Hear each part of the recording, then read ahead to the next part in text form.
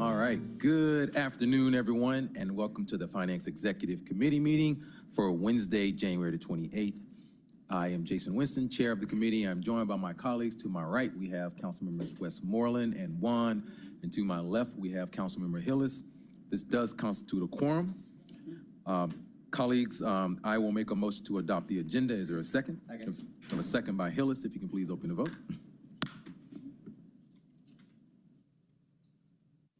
The vote is open.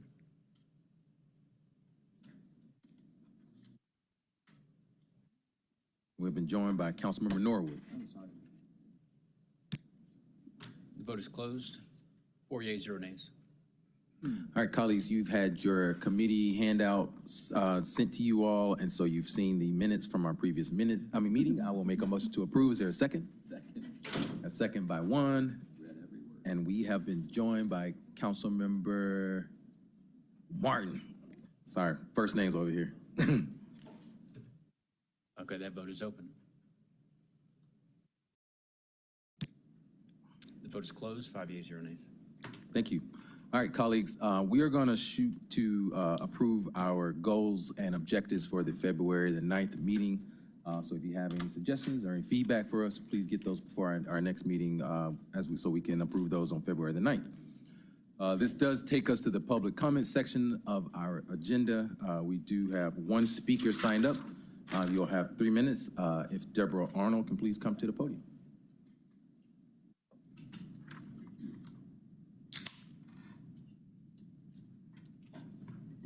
Greeting, Council.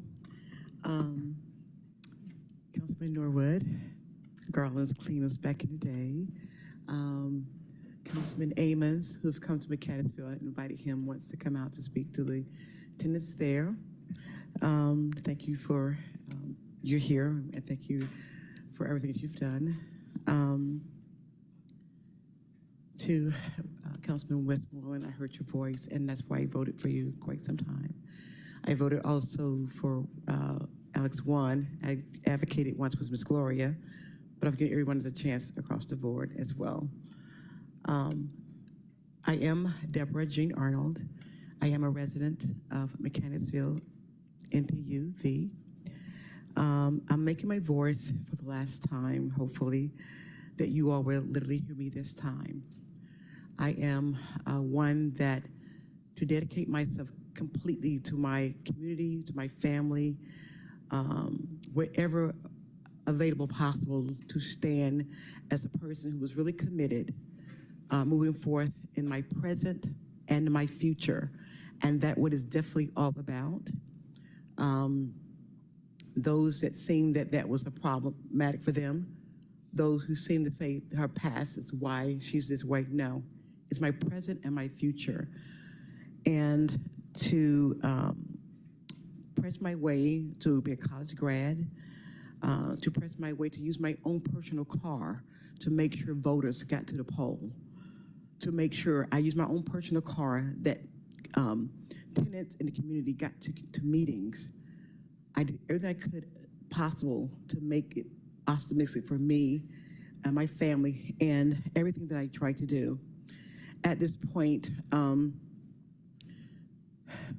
versus those I asked for protection, I did come in for the committee, I think in July, August of 2025. I didn't know what it really was. Was it voting matters? Was it, because I did get voters out. Every meeting that Deborah Jean Arnold sponsored, I had a registered voter to be there to register voters. Was that the reason? Was it because I am a committee person that definitely goes to meetings? I'm an older citizen of Mechanicsville. I've seen a lot. My grandfather, we had business in Mechanicsville. He was a minister there. Wasn't that the reason? Was the power in that community? What was it? To literally try to manipulate and control my life, to have the audacity to try to bring me to a low in my life. I'm asking you all to stand for me in this. Other than that, Army retiree, Ms. Mason. Thank you, Ms. They were Arnold. trying to break you down. Time has expired. However, thank you so much for all that has happened. I'm at for conversation. I stood and I Thank you, brought Ms. so much. Arnold. Thank you so much. God Thank bless We you. appreciate it. Thank you. Colleagues, this does take us to the presentations report. So you all have a COVID-19 funds report as a handout. So if there's any questions, please share those with the committee. Yes, you have copies that have been emailed to you. Okay. Yes. All right, so yes. Next, this takes us to the consent agenda, which we have no items. So it takes us now to communications. Item number 1 is 26C 5007, a communication from Donald T. Panovi, CPA, Chair, Audit Committee, submitting the performance audit report on cybersecurity. Thank you. And colleagues, this does warrant us going into executive session due to the sensitive nature of this. So I'm going to ask Ms. Robinson to opine on why we are going into executive session. Yes, good afternoon, Amber A. Robinson, City of Atlanta, Department of Law. This, the audit report document contains information that is exempt from production under the Georgia Open Records Act and pursuant to the Georgia Open Meetings Act. The council or committee may go into executive session to discuss that exempt document. Thank you. Any questions? Move to go into executive session. Motion to go into executive session by Juan, second by Hillis. If you can please open the vote. The vote is open. The Phoenix conference room is reserved for you guys right out there. Thank you. And we'll be right back, everyone.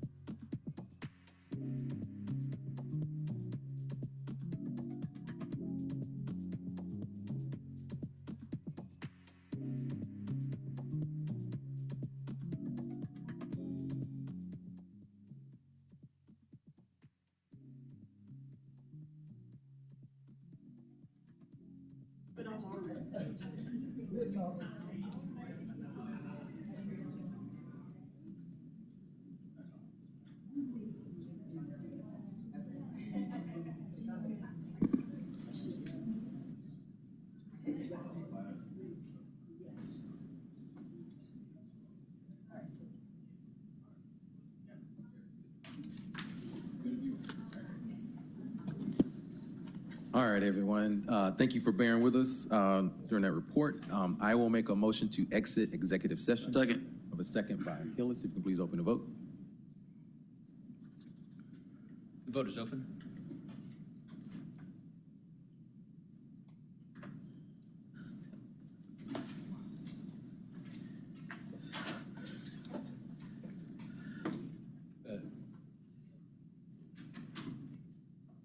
And I neglected to say earlier that we have been joined by Councilmember Amos. Councilmember Amos, would you vote? Vote is closed. That's, so did you intend? My bad. I was having so much fun in there. You can refer me as an aye. 7 yeas, 0 nays. All right, now I will make a motion to accept and file. A second by Juan. If you could please open the vote.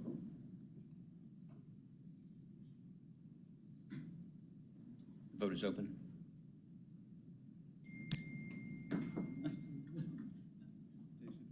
Vote is closed. 7 yeas, 0 nays. Thank you. And I'll just say thank you to our audit team and AIM for the report. So next, that takes us to our regular agenda, ordinances for second reading.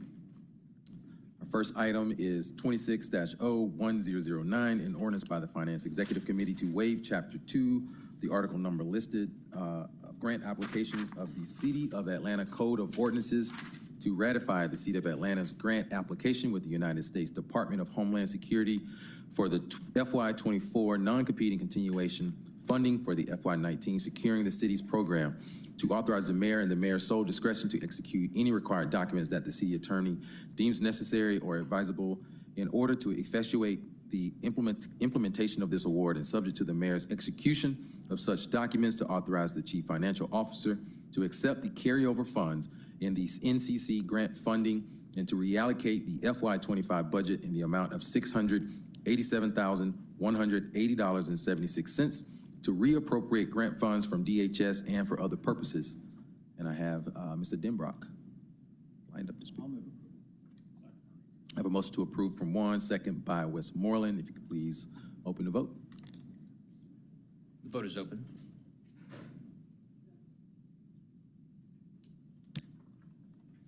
And the vote is closed. 7 yeas, 0 nays.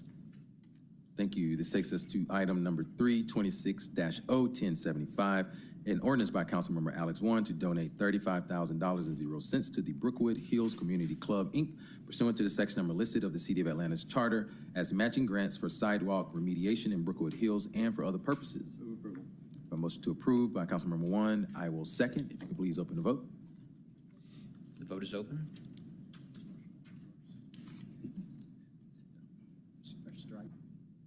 District 9. Vote is closed. 7 yeas, 0 nays. Thank you.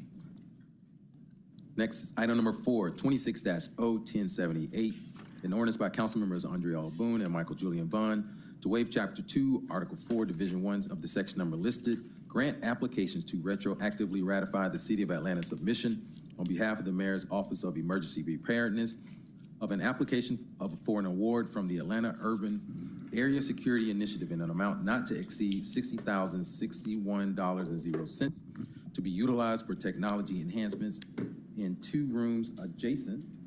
You should read this one because it's got changed caption. Okay, sorry, we're gonna, I yes. neglected to tell you that. I can read that. Start from there. Adjacent to the City of Atlanta's Joint Operations Center, to authorize the mayor or his designee in his sole discretion to execute and the appropriate agreements of other visible documents that the city attorney deems necessary in order to effectuate the city's receipt, the award to amend the fiscal year 2026 intergovernmental budget by adding to anticipations and appropriations in an amount not to exceed $60,061.00. All funds to be charged to and paid from the fund and account numbers listed herein and for other purposes. Move approve. We have to bring forward the substitute. Yes. So we got a motion to bring forth the substitute by Councilmember Juan. It was seconded by Councilmember Westmoreland. Please open the vote. The vote is open.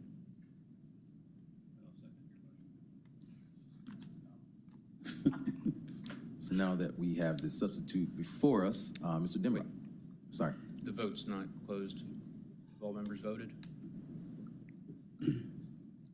I hit it, but I'm not sure if it There we recorded. go. 7 yeas, 0 nays. Okay.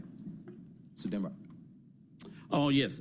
This money is requested from UASI. We're in the process of upgrading the Joint Operations Center at Public Safety Headquarters. The equipment that they have right now dates back to 2009, so it's pretty outdated. And as you guys know, we use the Joint Operations Center to support city operations like the winter weather that we just took place. So additionally, later on in the today's, you're gonna see another one to finalize for the rest of the equipment. So that's what it is for. Okay. Any questions, comments from colleagues? So we had a motion on the floor from Councilmember Martin. That was seconded by Councilmember Westmoreland. If you could please open the vote. The vote is open. And closed, 7 yeas, 0 nays. Thank you. Thank you. This takes us to item number 526-01080, an ordinance by Councilmember Jason Winston to amend the chapter number listed, the classification plan of the Code of Ordinances, City of Atlanta, Georgia, so as to provide for certain position abolishments, creations, reclassifications, class creations, above entry authorizations, employee position transfers, position funding allocation changes, and other personnel actions in line with the 2026 budget and for other purposes. Councilmember Warren. I know that we're going to hold this today, but I wanted to ask the CFO, can we expect that this paper will continue the trend that we had in terms of position abolishments, as well as the vacancy review board actions for the first half of the year were not necessarily, well, actually there were some position creations, were there not? Or were they all filling positions that were authorized but just not necessarily filled yet? That's correct. The primary function of VRB is filling positions that were already authorized. Good. And it said, to answer your main question, yes, you will continue to see this theme of abolishments and less creations in the next set of personnel papers. Okay, thank you. I'll make. Now, motion to hold by Councilmember Juan, second by Westmoreland. If you could please open the vote. The vote is open. And closed, 7 yeas, 0 nays. Thank you. That takes us to item number six. There's a substitute that does not change the caption, so I make a motion to bring forth the substitute. Second. A second by Juan. Please open the vote. The vote is open.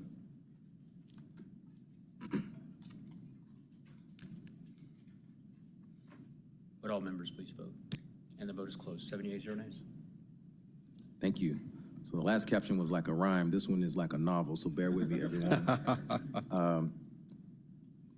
26-01081, an ordinance by Councilmember Jason A. Winston to request the issuance of the Urban Residential Finance Authority of the City of Atlanta, Georgia, the Finance Authority of its taxable drawdown revenue bond, Housing Opportunity Program Series 2026, the Series 2026 drawdown bond in the aggregate principal amount of not to exceed $154 million and 0 cents, and the authorization and pre-validation by the Finance Authority of additional revenue bonds, Housing Opportunity Program, the takeout bonds in the aggregate principal amount not to exceed $158 million and 0 cents as long-term bonds to refinance the Series 2026 drawdown bonds at maturity or earlier redemption for the purpose of assisting Atlanta Housing Opportunity, Inc., the Housing Corporation, a Georgia nonprofit corporation, and a public body corporate and politic in financing or refinancing on behalf of the city elements of the Housing Opportunity Program within the parameters established herein to authorize the execution, delivery, and performance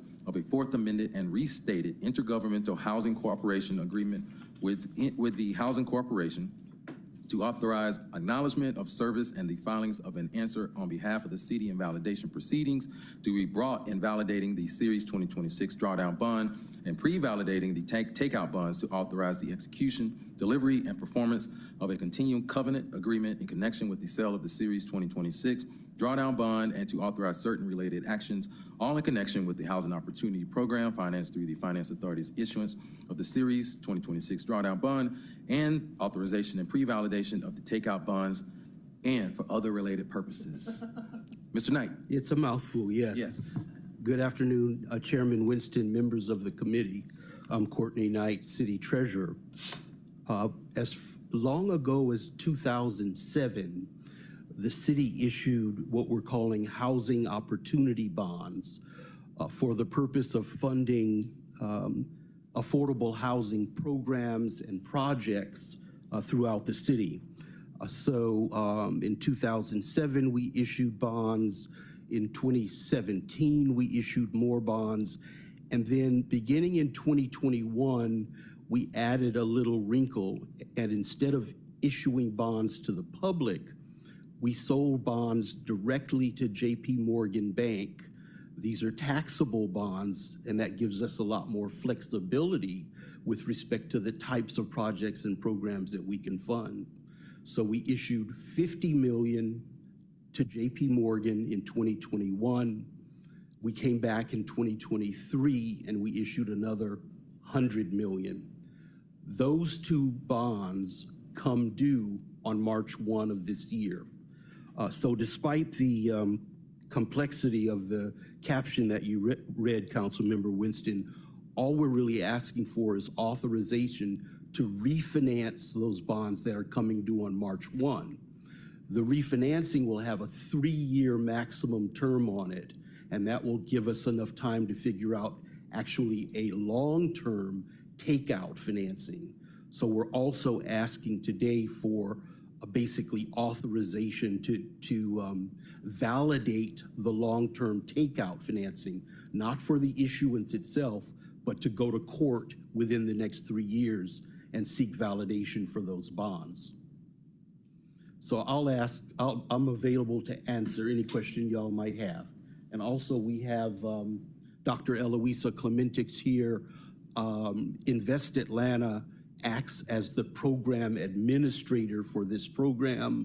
So if you have any questions regarding the specific projects and programs, Eloisa is here to support as well. Thank you. Kicking over to Vice Chair Wong. So to clarify, the 154 million that we're contemplating, or 158 plus, whatever, is to refinance essentially what we already have outstanding. It's not really any new money, correct? That's correct. Of the 150 that we issued in those two tranches, in 2021 and 2023, has all of that been deployed? Yes, it has. Okay. And then the three, was it our intent at the time of the issuance of that we would do takeout financing, and the markets just haven't been there for us to be able to do it up to this point? Yes, it was our intent, and these bonds are floating rate bonds, so it was always the intent to take them out at some point in time. It is still the intent to take them out with long-term, let's say 20-year bonds at some point in time. This refinancing gives us the next 3 years to figure out how and when to do that. Okay, you said that with the takeout bonds, this gives, we're somewhat pre-authorizing that action, but we would still need a council action at that point in order to effectuate that, correct? Yes, So, sir. All the pricing things that we typically do around We bond would come back issuance. to you, yes. Okay. I will say, you are always so good in terms of keeping an eye on what we need to be doing to take advantage of the fluctuations in the market. So I appreciate the work on this one as well. Thank you. Thank you. Any other comments? Councilman Westmoreland. Just a quick observation that given that Invest Atlanta has successfully deployed all of this money, perhaps they would like to take a stab at our Renew money or Moving Atlanta Forward money or AURA money. Appreciate all you're doing. Councilmember Martin. I'm interested in how do we define deploy? Are we saying that projects are encumbered? Are projects underway? Are they completed? I guess that's a better question for Dr. Clementich. Yes. Good afternoon. My name is Dr. Eloisa Clementich, CEO at Invest Atlanta. So what it means by encumbered is we have allocated all of those funds already. So that means anywhere in the spectrum. So once they get allocated, many of them have closed, some are going through the closing process, and some are actually beginning construction. So it's anywhere from within that process. And I'm happy to review any of the buckets if you're interested. I definitely am interested. Yeah, so the 2023 program really was focused on preservation, production, public land, infrastructure, and funding gaps. So there was a multifamily bucket preservation fund for $15 million, and that was to rehabilitate, stabilize existing multifamily properties, leverage both public and private dollars to prevent displacement. That was the first. Then we had the Housing Production Fund, that was $38 million. This was loans for affordable rental units on publicly owned land.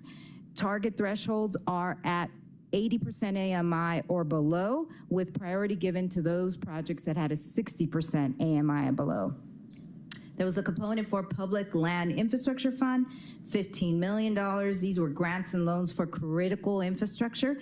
Think utilities, roads, sidewalks on public land to make development viable. This is oftentimes used with our partners at Atlanta Housing.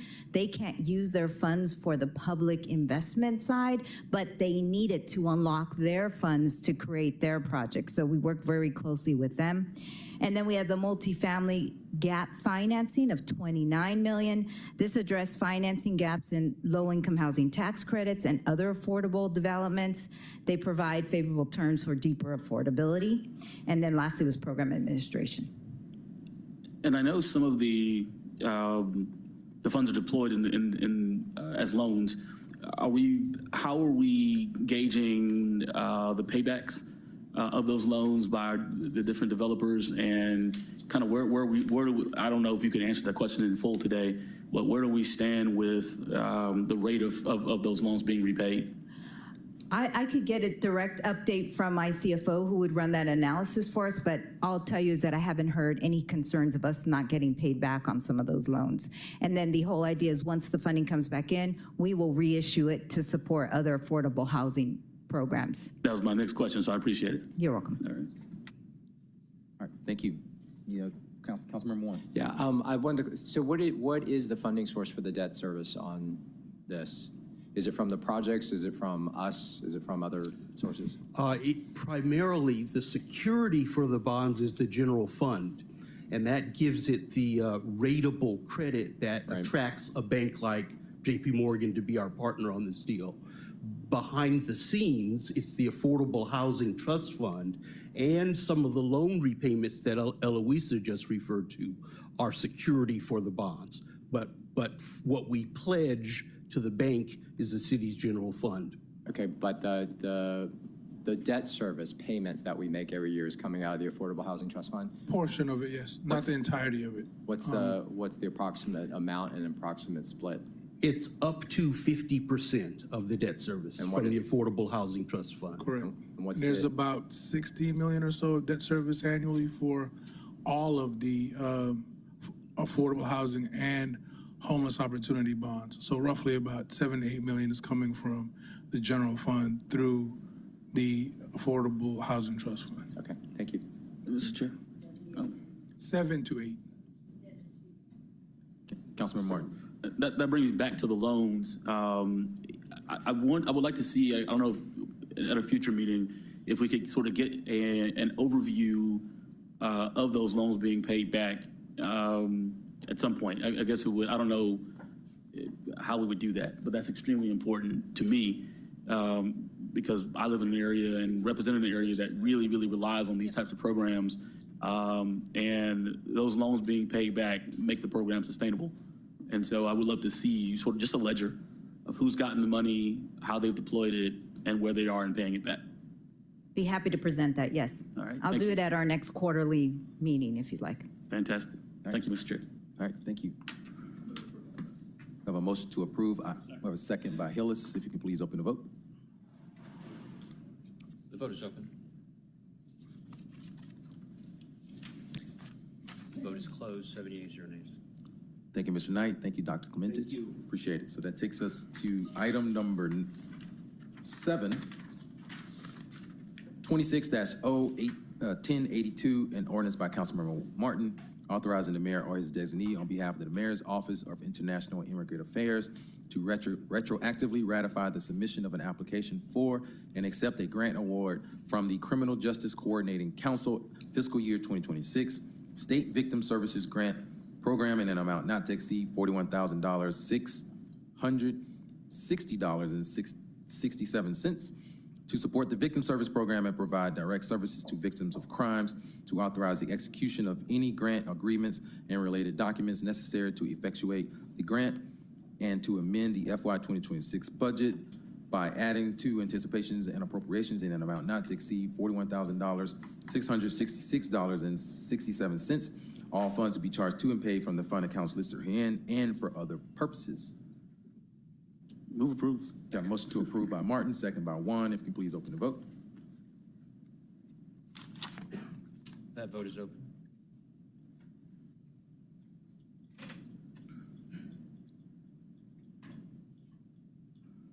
And that vote is closed. 7 yeas, 0 nays. Thank you. That takes us to item number 8, 26-1083, an ordinance by Councilmember Martin on behalf of the Mayor's Office of International Immigrant Affairs, waiving the requirements of the section number listed of the Atlanta City Code to retroactively authorize and ratify the submission of a grant application and accept a grant award from the Criminal Justice Coordinating Council fiscal year 2025 VOCA grant program continuation for the purposes of providing direct services to victims of crimes in an amount not to exceed $82,840.00, to authorize the execution of all of any grant agreements and related documents necessary to effectuate the grant, to amend the FY 2026 budget by adding to anticipations and appropriations in an amount not to exceed $82,840.00, all funds to be charged to and paid from the fund account listed herein and for other purposes. Move approve. Got a motion to approve by Martin, second by Juan. If you can please open the vote. That vote is open.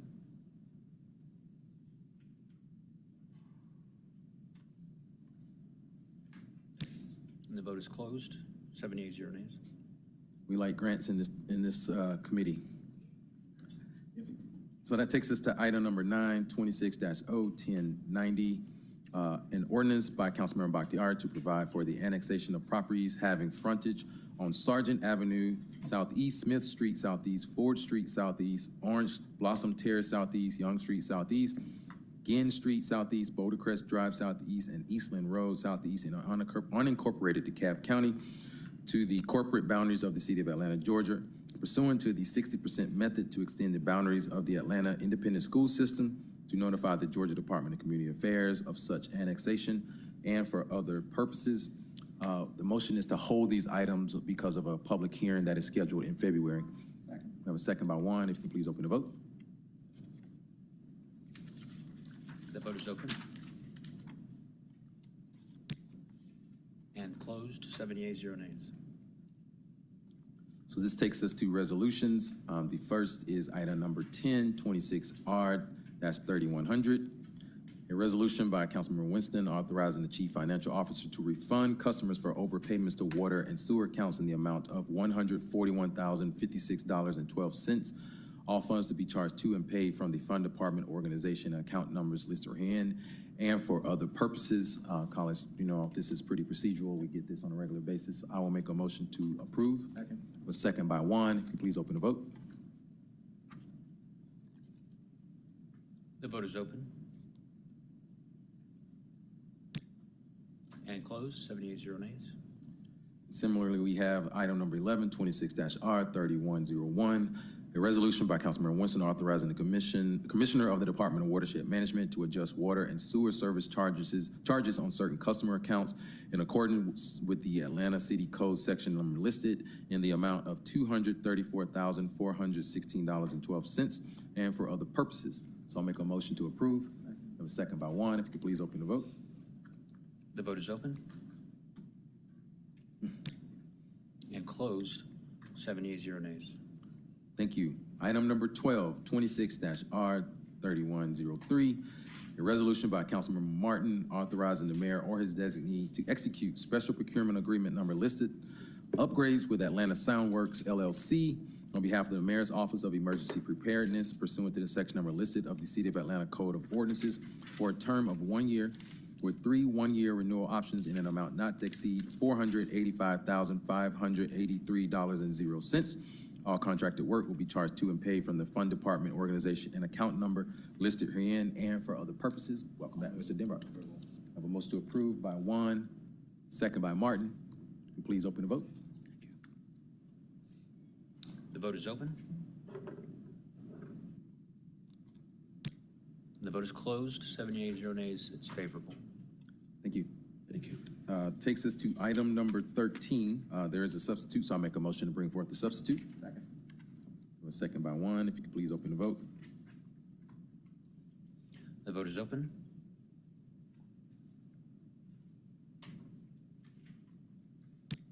And closed. 7 yeas, 0 nays. Thank you. And so the substitute did correct the dollar amount and then just change some whereas clauses. So I will read the caption for 26-R 3112. Item number 13, a resolution by Councilmember Bakhtiari authorizing the mayor or his designee to execute or exercise the fourth renewal option for cooperative purchasing agreements number listed citywide integrated security and video surveillance services with a Convergent Technologies LLC, GC&E Systems Group, Inc., and Net Planner Systems, Inc. on behalf of the Department of Enterprise Asset Management and other departments listed herein, effective April 21, 2026 through April 20, 2027, contingent to an amount not to exceed $4,231,890.51, expressly contingent upon the renewal of the underlying State of Georgia contacts A, B, and C, and the approval of and adoption of the fiscal year 2027 budget. All contracted work will be charged to and paid from the Fund Department organization and account numbers listed herein and for other purposes. Move approval on substitute. I have a motion to approve. I have a second by Councilmember Westmoreland. Please open the vote. The vote is open. And the vote is closed. 7 yeas, 0 nays. Item's favorable. Thank you. And that takes us to our last item, number 14, 26-R 3113, a resolution by the Finance Executive Committee authorizing the mayor or his designee to execute amendment number 3 to agreement number listed citywide preventative maintenance programs for HVAC services with Aris MEP, Inc. to add funding in an amount not to exceed $1,500,000.00 annually for various HVAC repairs on behalf of the Department of Parks and Recreation. All contracted work will be charged to and paid from the account numbers listed herein and for other purposes. Commissioner Davis. Excuse me, I'm Maurice Jackson. Oh, sorry. Sorry. Good evening, everyone. I'm Maurice Jackson. I'm the Director of Technical Services for the Department of Enterprise Asset Management. And as you mentioned, this is to execute amendment number 3 for our preventive maintenance HVAC services with Aris MEP, Inc. To add funding in an amount not to exceed $1,500,000 annually for various HVAC repairs at our different facilities on behalf of the Department of Parks and Rec. Motion to approve by Juan, second by Martin. Please open the vote. The vote is open. And the vote is closed. 7 yeas and 0 nays. Thank you. So that does conclude our legislative items. Any parting words or comments from colleagues? Councilmember Warren. I should have done this in transportation earlier, but I think on behalf of the council members, just want to thank the department. I know that Felipe was up here earlier for all the hard work that went into keeping the city safe and running last weekend. No small feat, just knowing that the briefings that we got on council, all the different departments that were pulled in. So thank y'all, everybody that was involved and worked long hours to make sure we did everything we needed to do. So thank you. Thank you, Councilmember Juan. And just to add to that, we are getting reports that we could have some more inclement weather this weekend. So everybody stay tuned. Make sure you sign up for Notify ATL just in case. But with that, we stand adjourned. Thank you.